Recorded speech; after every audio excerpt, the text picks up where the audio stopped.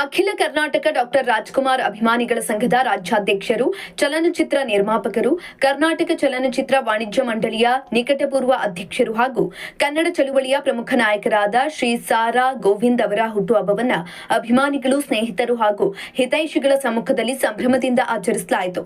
ಈ ಸಂದರ್ಭದಲ್ಲಿ ಕೇಕ್ ಕತ್ತರಿಸಿ ಎಲ್ಲ ಕನ್ನಡ ಪರ ಸಂಘಟನೆ ರಾಜ್ಯಾಧ್ಯಕ್ಷರು, ಚಿತ್ರರಂಗದ ಗಣ್ಯರು, ನಿರ್ಮಾಪಕರು, ಚಿತ್ರ ನಿರ್ದೇಶಕರು, ಡಾಕ್ಟರ್ ರಾಜ್ಕುಮಾರ್ ಅಭಿಮಾನಿಗಳ ಸಂಘದ ಅಧ್ಯಕ್ಷರು, ಅಭಿಮಾನಿಗಳು ಹಾಗೂ ವಿಶ್ವ ವಿಜಯ ಕನ್ನಡಿಗರ ವೇದಿಕೆ ಸಂಸ್ಥಾಪಕರು, ರಾಜ್ಯಾಧ್ಯಕ್ಷರಾದ ಶ್ರೀಮತಿ ಎಂಬಿ ವಿಜಯಲಕ್ಷ್ಮೀರವರು ಆಗಮಿಸಿ ಶ್ರೀ ಸಾರಾ ಗೋವಿಂದ್ ಅವರಿಗೆ ಹಾರ ಹಾಕಿ ಚಾಲು ಓದಿಸಿ ಗೌರವ ಸಲ್ಲಿಸಿ ಉತ್ತಮ ಆರೋಗ್ಯ, ದೀರ್ಘಾಯುಷ್ಯ ಹಾಗೂ ಇನ್ನಷ್ಟು ಸಮಾಜಮುಖಿ ಸೇವೆ ಮಾಡುವ ಶಕ್ತಿ ಲಭಿಸಲಿ ಅಂತ ಹಾರೈಸಿದ್ದಾರೆ.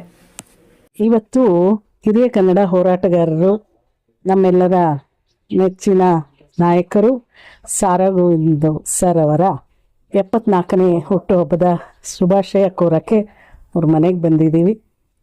ಅವ್ರಿಗೆ ದೇವರು ಆರೋಗ್ಯ, ಐಶ್ವರ್ಯ, ಯಶಸ್ಸು, ಕೀರ್ತಿ, ನೆಮ್ಮದಿ ಸಮೃದ್ಧಿಸಲಿ.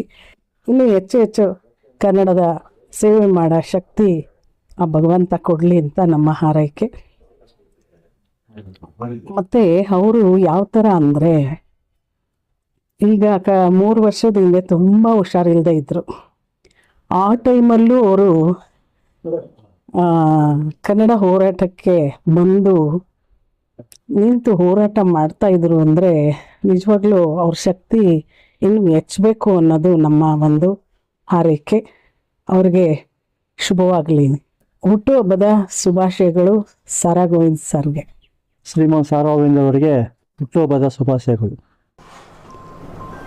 ನನ್ನ ಮೇಲಿರೋ ಪ್ರೀತಿಗಿನ್ನ ಹೆಚ್ಚಾಗಿ ನಾನು ಮಾಡಿರುವಂಥ ಒಂದು ಸೇವೆ, ಕನ್ನಡದ ಸೇವೆ, ಅದಕ್ಕೆ ಗೌರವವನ್ನು ಕೊಡ್ತಾ ಇದ್ದಾರೆ ಅಂತ ನಾನು ಅಂದ್ಕೊಂಡಿದ್ದೀನಿ.